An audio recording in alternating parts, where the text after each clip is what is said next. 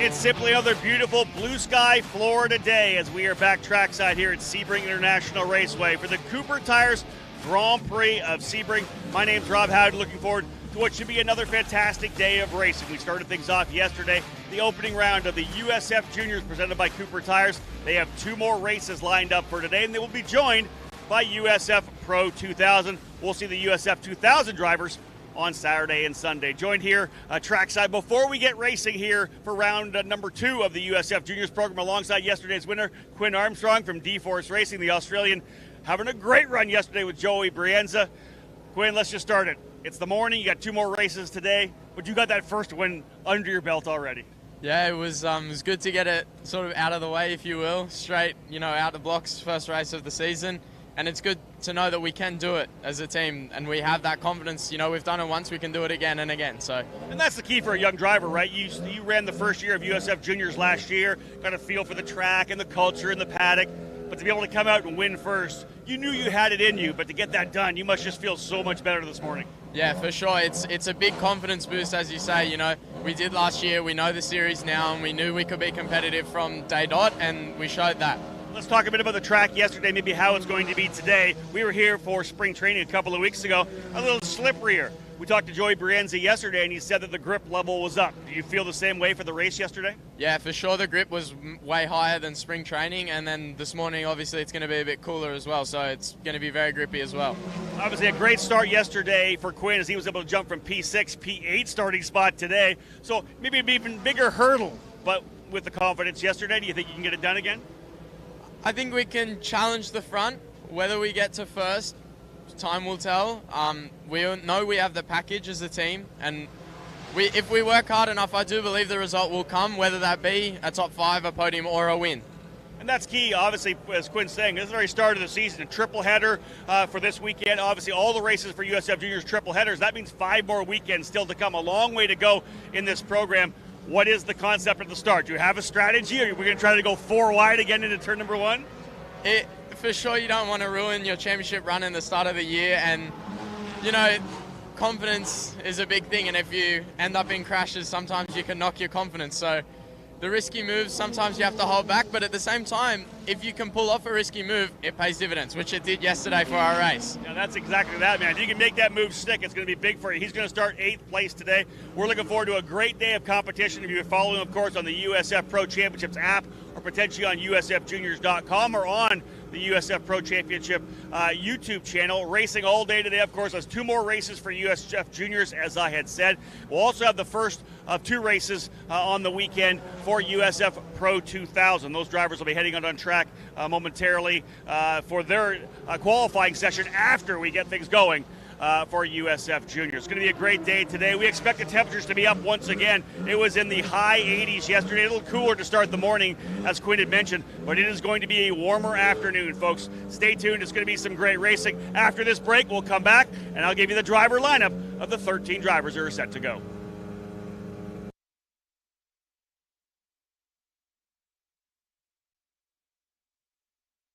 You don't want it hot. We're like any normal family. We just get shorter wait times because we buy and book online at discounttire.com. So easy. Which gives us more time for things like...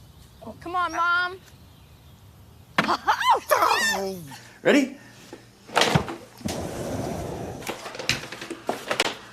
And it's all thanks to Kyle. Thank you.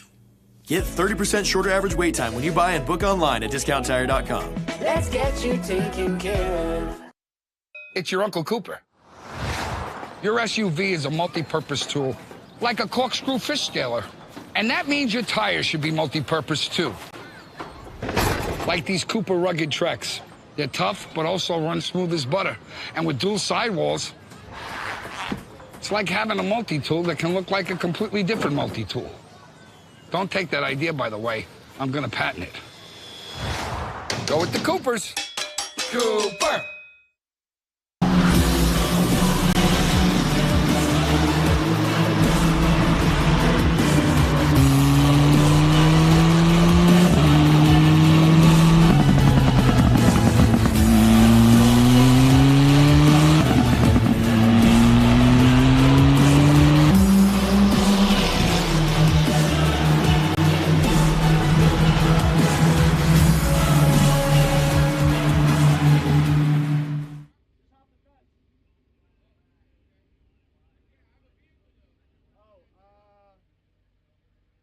International Raceway, and just a couple of minutes away from getting things rolling here. The drivers have worked these Titus JR23 cars out onto pit lane, and we have 13 of them getting set to go. We're still a little bit away from the call to fire up the engines. Again, my name is Rob Howden here live from Sebring. Looking forward to a great race here today. Green to checker yesterday. We'll see if we can't do that again today. And joining me in the booth for the call of this race, a driver we'll see in USF 2000 on Saturday and Sunday, but a veteran of the USF Juniors program, was part of the debut season last year with VRD Racing. Sam Corey, thanks for joining me, man. Great to have you with us. Obviously, you got your USF 2000 journey off to a decent start at St. Petersburg. How excited are you to get back on track here tomorrow? Again, thank you for having me. But I'm really excited to be able to come back to Sebring, a really, really special place. Lots of history here, especially just after the 12 hours of Sebring being here and going racing. So decent start at St. Pete, but let's see if we can't do better here. Obviously, you're going to get a chance to sit down and debrief with your fellow teammates here in USF Juniors. Have you talked to them at all a bit? Obviously, one of the big things we're hearing is the simple fact that we have a ton of grip compared to spring training a couple of weeks ago. Yeah, for sure. The grip levels look like, just from looking at the track, is a lot different. So just talking to the drivers and juniors and just seeing whatever I can learn for tomorrow, and hopefully VRD boys can get it done today. It's going to be some good racing in USF 2000 for sure. A solid field of drivers getting set to go. We'll have a look at the grid as, again, drivers are down on pit lane right now. We're maybe about a minute away from getting things underway, so we'll talk about the 13 drivers we have. In fact, maybe we'll wait until we fire these engines up. We see the teams have worked their way down onto pit lane right now. The AMR IndyCar safety crew, which is part of our program here for the USF Pro Championships, taking a run around the racetrack as they often do after sessions. The USF Pro 2000 drivers getting their first run in the books. Their first practice sessions, they will join the program here. Miles Rowe and Jace Denmark, the two Pabst Racing drivers, P1 and P2. Risu Shijima for Jay Howard Driver Development in the third spot. Jordan Missig and Liram Zendelli. Missig for Pabst Racing and Zendelli for TJ Speed. That's your Fast Five in the morning practice session here. An interesting schedule, as we know, folks, with the different categories. But we are set to go, folks. Drivers are on the grid. 13 of them ready to go. Let's fire them up. Drivers, start your engines. 13 engines coming to life. All these power plants, of course, built by the good folks at Elite Engines from Wisconsin. Steve Knapp, Logan Knapp. And they're always trackside here to make sure there are no issues at all. Engines coming to life. And again, as I said, 13 drivers set to go. We'll start from the tail of the field, starting in the 13th spot, a rookie driver coming into the program. Not all the karting experience that so many of these other drivers have, but a passion for the sport. Giovanni Cabrera, learning in every session, did a good job yesterday, found some more speed. He'll start 13th in the number 93 for Exclusive Autosport. Moving now to row number 6, Carson Eder, another driver very similar to Cabrera. Not a lot of karting, or really no karting experience, and just a little bit of car experience, having run some F4. His family of Carson Eder in the number 57 actually big into the off-road truck scene. So Carson decided he wanted to go Formula Car racing, and he is here with DC Autosport, similar to Cabrera, finding more speed every time he rolls onto the track. Eder in the number 57 will start in the 12th position. Inside of that row, all the way from Brazil, in the number 9, it's Eric Schoten for Exclusive Autosport, now residing in Indianapolis over the summer. His parents are here with him this weekend from all the way from Brazil. Schoten in the number 90, starting in the 11th position. Moving now to row number 5 on the outside, Brady Golan in the number 18 for D-Force Racing. Golan out of Austin, Texas. His first season here in the USF Pro Championships. He'll start 10th alongside Ethan Barker, who's starting back in the 9th position. Barker ran last year in USF Juniors as a privateer effort for Barker Racing. Teamed up with VRD Racing here for 2023, and he was in the middle of the fight from 4th back to 7th yesterday. A really good run for Ethan. He'll start 9th today inside of row number 5. Row 4 on the outside, this is how deep the winner from yesterday will start. The Aussie, Quinn Armstrong for D-Force Racing in the number 16 in 8th position. Watch for a wild start coming down into turn number 1. It'll be Armstrong in the number 16 starting 8th. Alongside him is D-Force Racing teammate Lucas Facuri in the number 17. The Brazilian set to go from P7. Row number 6 will have Nicholas Giaffoni, another one of the D-Force drivers in the number 19, starting on the outside, P6. And on the inside, a driver with good speed here for D-Force, for DC Autosport, Ethan Ho from Los Angeles, California. Ho in the number 68, starting P5. Up to row number 2 now. It is both drivers from VRD Racing. Jimmy Lockhart in the number 48 will start on the outside. Lockhart from Fort Lauderdale, Florida. And from Hoboken, New Jersey on the inside, his teammate Max Taylor in the number 33, starting P3. 13 drivers in the field. And once again, an all-exclusive Autosport front row on the outside. P3 finisher from yesterday, Jack Jeffers in the number 92 out of San Antonio, Texas. He will start second, but the driver on the pole position looking to try to see if he can't get that win that eluded him yesterday out of Golden, Colorado, Joey Brienza on the pole once again in the number 91 for exclusive Autosport. And again, looking to get the jump. He led for a majority of the race yesterday. A little bit of a mechanical allowed Quinn Armstrong to slide by to turn number 17. Brienza looking to stand on top of the podium when this race is all said and done. 10 laps for these drivers here. Brienza and Jeffers on row 1. Taylor and Lockhart row 2. Ho and Giafoni on row 3. Fakuri and Armstrong row 4. Barker and Golan row number 5. Schoten and Eder row 6. And Cabrera row number 7.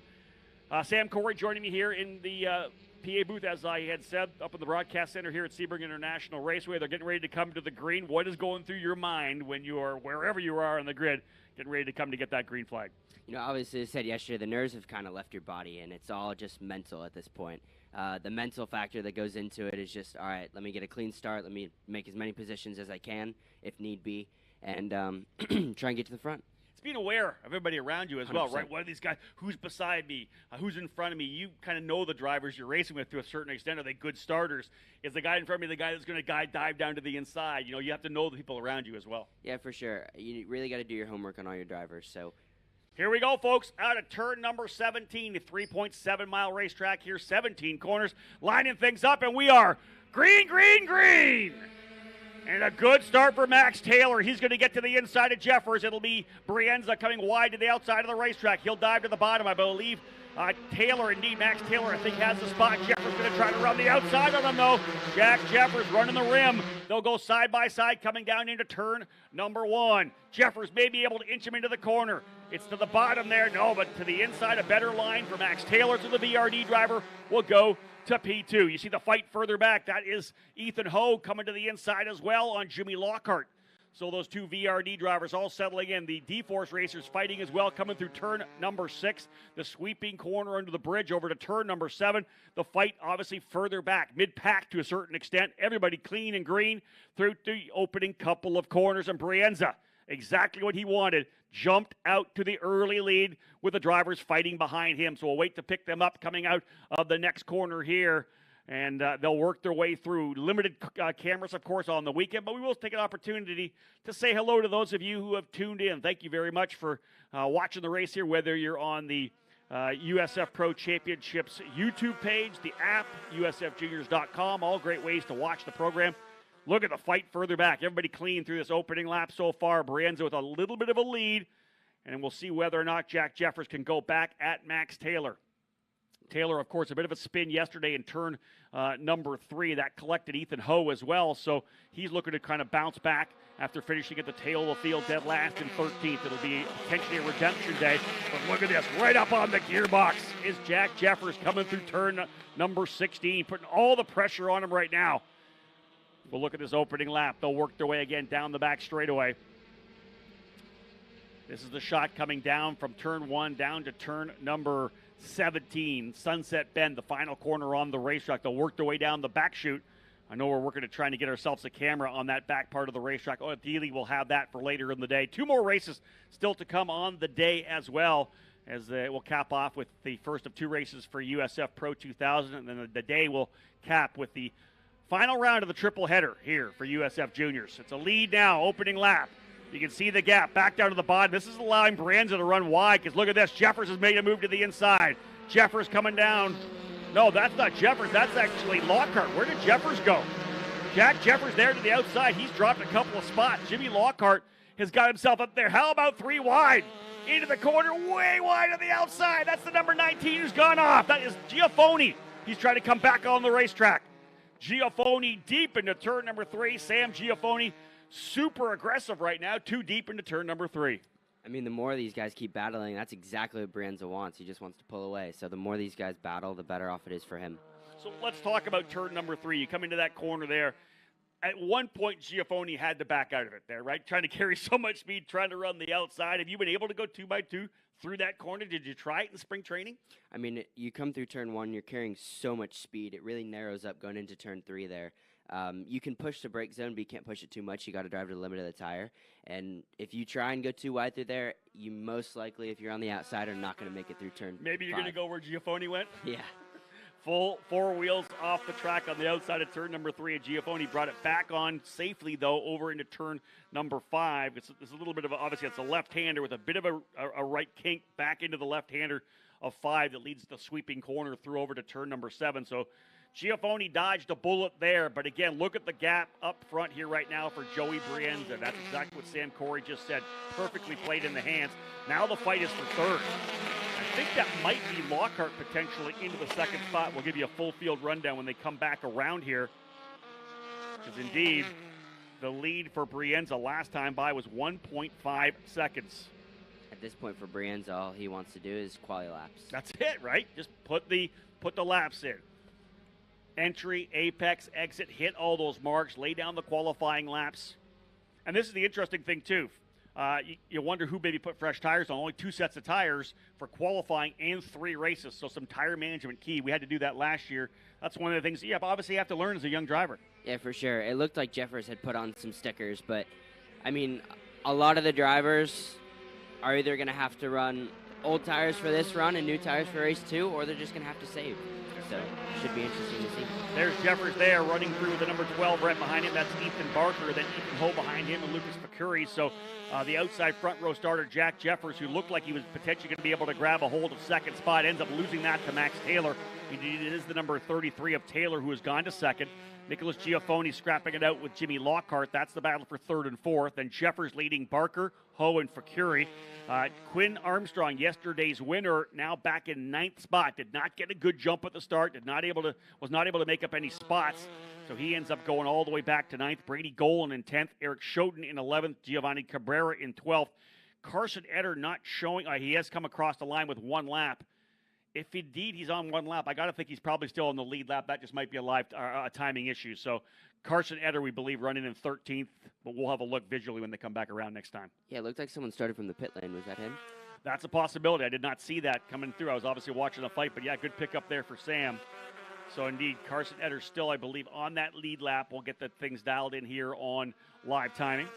Brienza's lead 2.5 seconds to complete lap number 2. And again, only 10 laps. And Sam, let's talk about the strategy on that. I'll look exactly for you guys. I think you guys are running maybe more than 10, maybe 12 or 13 laps. We'll get a full update on that. It's a long racetrack, so it's not a 20-lap race. It's only 12 laps, or however many you guys end up doing. I know it's 15 laps for the Pro 2000 drivers. Does that play a role in kind of your strategy a bit? Because you maybe have to get a little more aggressive with less laps. Yeah, for sure. I mean, the track is so long, so there's so many passing opportunities that you can take. And with less laps per se, there's less of kind of the tire save or the this, the that. I mean, the track itself is really bumpy, as everyone has said, because it's Sebring. So you just got to be careful in what you do and think about everything you're doing, but be as aggressive as you can. Exactly that. And 12 laps confirmed for the drivers in USF 2000, 10 in this category. Here comes a move potentially further back. It's one of the D-Force drivers making a move to the inside. That's that number 19 of Giafoni as he's able to get by. Is that Giafoni by Lockhart? Taylor. That might be the move for second spot. So Nicholas Giafoni by, I believe, Lockhart, or by Taylor. He has moved his way into second. So Giafoni just went purple last time by. Fast lap of the race here on lap number 3 at 2:11.564. He was a full second faster than Joey Brienza on that last lap. 2.3 seconds the gap was Brienza over that next fight. Taylor and Giafoni across the line.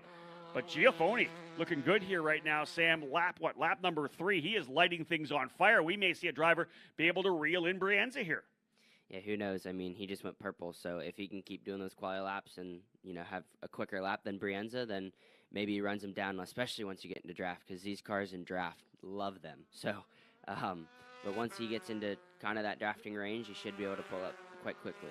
We'll keep an eye on it for sure. We'll give a shout out to Jim Swintel, who's watching right now at LAX, Los Angeles Airport. Jim, of course, the voice of IndyCar race control, and in any of our IndyCar weekends, he's the voice of race control as well for USF Pro Championship. So we'll give a shout out to Jim Swintel. If you've ever been to one of our banquets as well, Jim does a beautiful piece of artwork for all of the champions as part of this USF Pro Championship. So cool that he is tuning in, and we know a lot of you tuning in from around the country and around the world.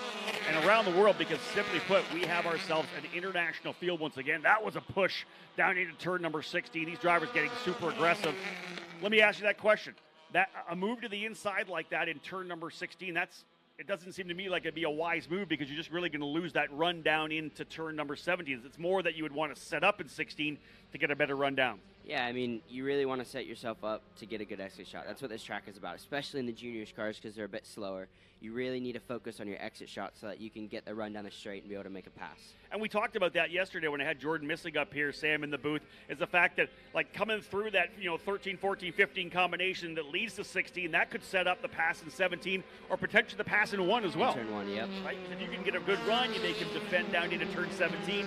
That allows you for the over-under, at least to set up for the run down to turn 1. Yeah, for sure, especially if you can get the pass done before you get to turn 1 and be able to set up for a good turn and entry point, so you'd be set. Watch these drivers a bit further back in the field. I believe that's Ethan Ho, I think, there in the number 68 machine, along with Ethan Barker, Quinn Armstrong, and Lucas Facuri. So that battle we're watching there right now is 6th, 7th, 8th, and 9th. Ethan Ho, who started 5th position, currently running in the 6th spot, with Barker right behind him. Brienza's gap now down to 1.6 seconds. A full second. Giafoni a second faster than Joey Brienza. So I'm just going to throw this out there. Very likely Giafoni going on fresh Cooper tires. I mean, possibly, Maybe that much faster? Yeah. New tires is a lot for these cars. Just the grip levels that are maximized and everything else. But it should be a good battle. So that's part of the strategy, Sam, because with the teams, right? If you've gone to, I want to have a good race here, you put the fresh tires on, but then he's going to be on slightly used tires for race number 3. So, again, it's an opportunity when you decide to pull the trigger on the tires. Brienza looks like he may be having a driver chase him down pretty soon. There's that fight there again for Ethan Ho. That's, I believe, he's scrapping out potentially with Armstrong. But it's Brienza, Giafoni, Taylor, Lockhart, and Jeffers. That's your top 5. We may see ourselves with a fight here pretty soon. We're just closing up on the halfway point. That's the 2 VRD drivers there, Taylor and Lockhart. A little further back there. Drivers coming through turn number 17. We'll see how the battle happens when they come, or the turn 15, 16, 17. That's the fight there between Lucas Facuri and Eric Schoten as well. That's for inside the top 10, 9th and 10th. Facuri running 9th, Schoten in 10th. They'll work their way down the back straightaway. Still waiting for our camera in turn 17 to come up. They're working on that right now. We'll have the run out of turn number 17, and we'll see what kind of a gap. There's the P1 and P2. It was 2.5 seconds a couple laps ago. Brienza getting reeled in right now here by Nicholas Giafoni, the D-Force driver. We'll pick up their lap times when they come through, but here they are. And look at the VRD drivers side by side. Those are your teammates, Sam, going side by side into one. I really think they should start working together a bit, but, I mean, whoever's faster shall go to the front. Jack Jeffers is right behind them there as well in that exclusive Autosport machine. Oh, a little wide there for Jimmy Lockhart. A little bit of a wiggle coming out of turn number 3. We've seen a lot of that there. Is that a tough corner? You were here obviously for spring training. Is it tough to get the balance right on the exit to get the power back down? It is, because you really got to set up for turn 5 and get the exit shot down the straight, because, I mean, not really straight, but it's definitely flat out. So you really got to be careful there, especially if you're trying to get an exit shot, if you're going to make a pass or if you're going to set up for a pass into turn 7, because that's also a really good lunging spot. Brienza, Giafoni, Lockhart, Taylor, Jeffers. Then the gap about 2.5 back to Ethan Ho in 6th. We talked about him in the battle with Quinn Armstrong, Ethan Barker, and Lucas Facuri. As it is Armstrong now up into 7th. I mentioned the battle between Facuri and Schoten. It's actually Brady Golan and Eric Schoten battling it out for 9th and 10th, or 10th and 11th rather. Carson Edder's been able to get by Giovanni Cabrera, so he's now up into the 12th spot. But this battle potentially up front brewing between Joey Brienza and Nicholas Giafoni. But we're not done with the final spot on the podium either, with the VRD drivers Jimmy Lockhart and Max Taylor scrapping it out right in front of yesterday's P3 finisher, Jack Jeffers. So a lot of excitement still to come. And here is your battle for the lead coming through turn number 16. Oh, another move to the inside. Max Taylor keeps looking to the inside there in 17. And the folks here in the broadcast booth, it may not be VRD team principal Dan Mitchell squirming, but the teammate here, Sam Corey, you like moan and groan every time you see him look to the inside. Yeah, I'm just thinking, come on, guys, work together, try and catch the leaders. But no, they just keep battling. I mean, it's good to watch for the fans, but for me, it's come on, work together.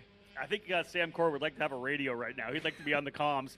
Here's a shot here, folks. Look at this. And indeed, it's time to go defensive for Joey Brienza. How long are those good tires on the Coopers going to be for Giafoni? He's going to try the outside. Giafoni sets to the bottom, or to the outside, and Brienza will roll the center of the corner. He'll let the car drift to the outside. Giafoni widely checks up. This is the battle for the race win right now. 6 laps in. Giafoni lunges to the inside. Will he go off? He doesn't. He holds on. He likes passing in there. That was a good move to the inside for Giafoni. New leader, book it. He is through.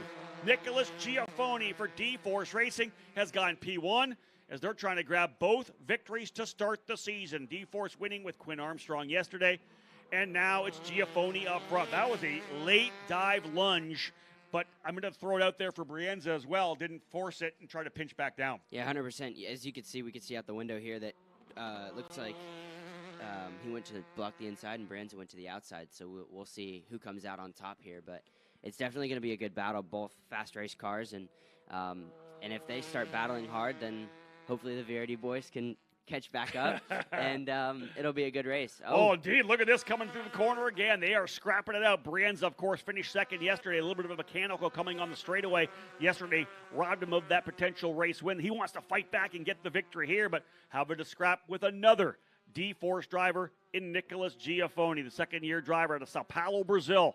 Looked very good in spring training. We'll watch this fight continuing. Here they come through now, turn number 15 over to 16, and a bit of a gap now for Giafoni. We expect he went on fresh tires. We'll confirm that later. We'll find out before the race this afternoon which drivers will roll off with fresh rubber. Did anybody hold a fresh set of rubber for race number 3? They all had to put fresh rubber on for qualifying. For practice, of course, the carryover set from spring training, a used set you bring from spring training for the opening practice session, then 2 fresh sets of Coopers for qualifying and 3 races. Did anybody hold potentially onto a fresh set for race number 3? If that indeed happens, I mean, if somebody has a fresh set for race 3, they went used tires for race 1 and race 2. That's a bold move, but of course, if there's an opportunity to get that win you want in race number 3, that could be a strategy.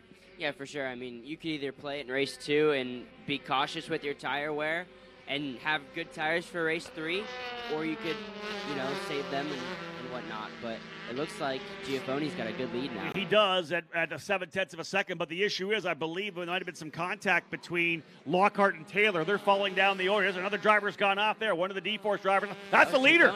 Giafoni went off in turn number 3, so we'll unpack a bunch of stuff here over this lap. Giafoni's gone off. Those tires are going to be dirty as heck. They'll work their way through turn 5 and 6. Look at this. Brienza's right with them. We'll lose them over to turn number 7. We'll try to pick it up visually. It's going to be Giafoni blocking to the inside over to turn number 7. Brienza's trying the outside. Through 7, not able to get the job done. Brienza putting a ton of pressure on as Giafoni went off, but as we had said, coming down the order, we'll wait for live timing to come up, but Jack Jeffers has moved his way to 3rd, Ethan Ho up to 4th, Quinn Armstrong to 5th as a potential issue between Jimmy Lockhart and Max Taylor. Both those drivers who were running in 3rd and 4th have fallen down the order to, 8th and 9th. So, Sam, you were worried about it? Potentially an issue between those 2 VRD drivers. Yeah, I was watching as the cameras went through, and it looked like there was some contact or something through turn 10. Somebody went off. I didn't know who, but I guess I can see now. Yep, you were able to see from live timing. We're not done yet with this fight. Giafoni obviously pushing extremely hard as he drives the car off the track over in turn number 3. Brienza trying to capitalize. He'll get a good run out of the corner.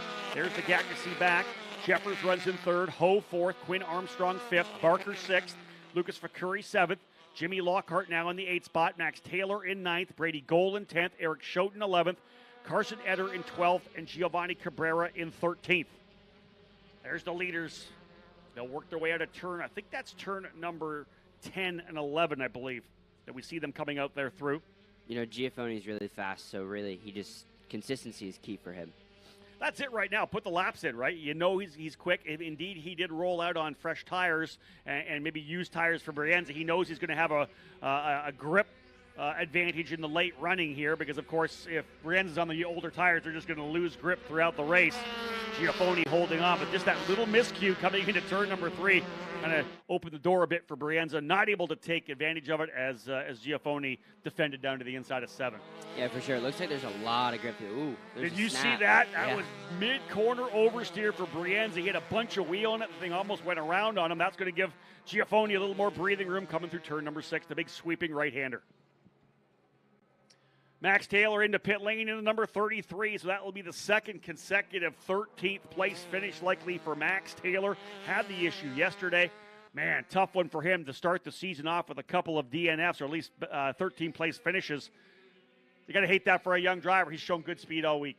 Yeah, for sure. It really kills your confidence, too. So if he can, pull off a couple good, maybe a podium or a race win in race 3, then that should help. But confidence is key, and so is consistency obviously for the leaders. Indeed, laps winding down. Look at these guys working through. Brienza still right there, trying to see if he can't force Giafoni into another mistake. 8 laps down. They'll see the white flag next time by. Giafoni, Brienza, Jeffers, Ho, and Armstrong, the top 5. Yesterday's winner, Quinn Armstrong, now P5. He's about a second behind Ethan Ho, who's a second behind Jack Jeffers, who's 2 seconds behind Brienza. There you see them all right there. There's all the 5 drivers for you. Lead group working its way through 16 again. Brienza putting his head down. And again, trying to see if he can't come up with a solid result here. Brienza second yesterday, second today. I believe would put him into the point lead. He was on the pole again. He may be pole as well for race number 3. 210.842 and a 210.884 for Giafoni here in race number 2. That's going to improve on him. Giafoni's time, 2:11.8. So this fast time laid down by Giafoni is going to put him potentially on the outside of the front row. He's not done yet. If he puts, remember the car's getting lighter and lighter, right? If the tires are still there, he may be able to put a lap time down to potentially steal away the pole for race number 3. I don't know what the rule book is for juniors, but white flag out this time by. But some guys may have put 2 tires on and not a total 4 in the same team for the last team. I'd have to find out about that. I don't know, but I don't know if that would be a call, but that's something for the strategist. Whether or not they could put just fronts on, I don't know that they do that. We were doing that at St. Pete. We were doing single side. So there you go. There's some insight there from Sam Corey. We'll see what plays out here. We'll get some insight throughout the afternoon because, of course, the race later on this afternoon for the drivers here in this category. We'll see them back on the racetrack. I believe it's around a 4:45 start for the race this afternoon, race 3 of the triple header. White flag flying this time by. Final lap on the racetrack for Nicholas Giafoni. Can he hold back? Joey Brienza will wait to pick them up at the corner here coming through turn number 10. Giafoni, Brienza, Jeffers, Ho, and Armstrong. Now waiting for that shot as they work their way through here. That could be turn number 11, actually. And there they are. That's the gap between first and second. That could be coming through turn, I think that's turn 10. Through the turn 10, 11, 12 combination. So right now, Giafoni still holding enough of a gap. Brienza pushing as much as he can, but again, that big run down the straightaway. Does he have enough to try to make a move potentially in 17? 2 second-place finishes would move Brienza to P1, but look how close he is now. He's trying to get a better run because he knows the middle of the defensive to the inside. Oh, that's a big run through 16 for Brienza as well. Here's potential battle further back. That is between Ethan Ho scrapping it out with Quinn Armstrong. That was for 4th and 5th. Jeffers all by himself. Here's our 17 camera. Got it up for the final run down the straightaway. Perfect timing. Exactly. So there's your leader. There's the defense further back for 4th and 5th. Brienza, does he tuck to the inside? He's not there. Giafoni does not defend at all. Brienza's going to try to make a move here through 17. He'll look to the bottom of the racetrack. Can he make it stick to the bottom? Can he get a better run? Coming to the line, looks to me like Giafoni's going to take it again. The D-Force team running out to the wall. They go back-to-back jacks. Yesterday was Armstrong. The winner today, race 2 in USF Juniors, is Nicholas Giafoni. Giafoni victorious here in race 2 at Sebring. A tremendous run coming from 6th on the grid. That's exactly where Quinn Armstrong started yesterday. P6, a good place to start so far, as Giafoni was a rocket coming through the field. Reeled in your pole sitter and early leader, Joey Brienza. And Nicholas Giafoni with the win. Brienza and Jeffers, 2nd and 3rd once again. Ethan Ho in the 4th spot, Quinn Armstrong 5th, Ethan Barker 6th, Lucas Fakurian 7th, Jimmy Lockhart 8th, Brady Golan 9th, Eric Schoten 10th, Carson Eder, Giovanni Cabrera, and Max Taylor round out the 13-car field. Green to checker again, Sam Corey. That's what we love to see out of these USF juniors. You were part of the action last year. You'll be in USF 2000 in that race on Saturday and Sunday. All in all, pretty good event. Yeah, I mean, the racing was really clean. I mean, great job to the drivers, and obviously this USF Pro Championships really gives these drivers a good look for what they're in for coming up through the ladder. So it should be a fun weekend. And these are drivers we're going to see move their way into USF 2000 2024 and beyond. Congratulations to Nicholas Giafoni, Joey Berenza, and Jack Jeffers. All three of those drivers will head over to the victory lane here at Sebring. That's where we're going to go right now. Don't go anywhere, folks. We'll be live from victory lane here in just a couple of minutes.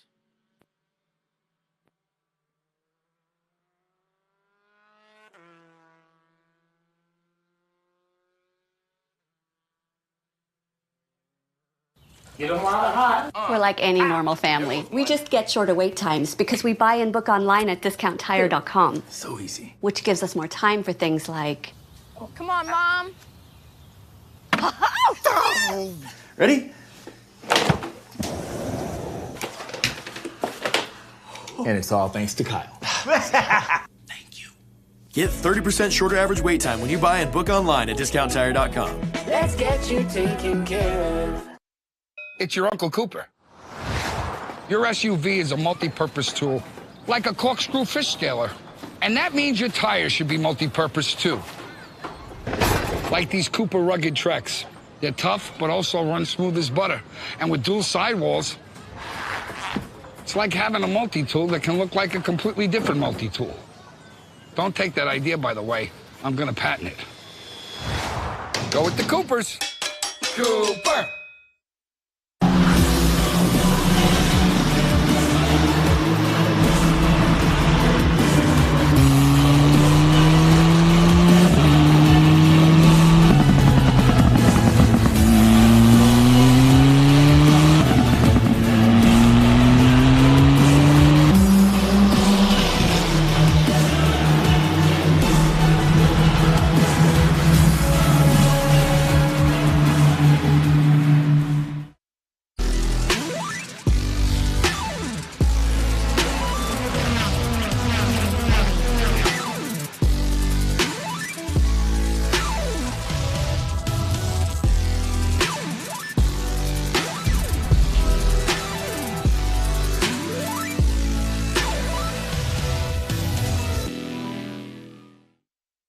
It's your Uncle Cooper. Sure, once in a blue moon, you might need your tires for hauling a horse in a hailstorm. But most days, you're gonna need your tires for tougher things, like teaching your sister's kid how to parallel park.